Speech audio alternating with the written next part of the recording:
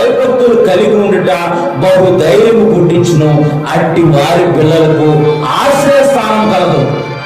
అంటే ఆ పిల్లలు ఎవరైతే దేవుని భయభక్తులు కలిగి ఉంటారో, ఎవరైతే దేవుడి మీద ఆధారపడతారో, ఎవరైతే దేవుడి మీద ఆనుకొని ఉంటారో వారికంట ఆశ్రయ స్థానం కలదంట. మనకి కష్టం వచ్చినా నష్టం వచ్చినా సరే మనం ఏం చేస్తామంటే మొట్టమొదటిగా దేవుని యొక్క సన్నిధిలోకి వచ్చి ప్రార్థన చేసుకుంటాం. దేవుని యొక్క సన్నిధే మనకు ఆశిస్తున్నాము. దేవుడు మనకు మహిమ కలుగును గాక. బహు ధైర్యం పుట్టించును.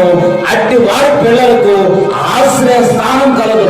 మనకు ఆశ్రయ స్థానం ఉంది. మనం బలహీనంగా ఉన్నా, ధైర్యం లేక ఉన్నా, అనారోగ్యంతో ఉన్నా, లేమితో ఉన్నా సరే మనకి ధైర్యము పుట్టించే యెహోవా, సైన్యములకు అధిపతి యెహోవా మనతో ఉన్నాడనే ధైర్యము మనకు ఉంటుంది.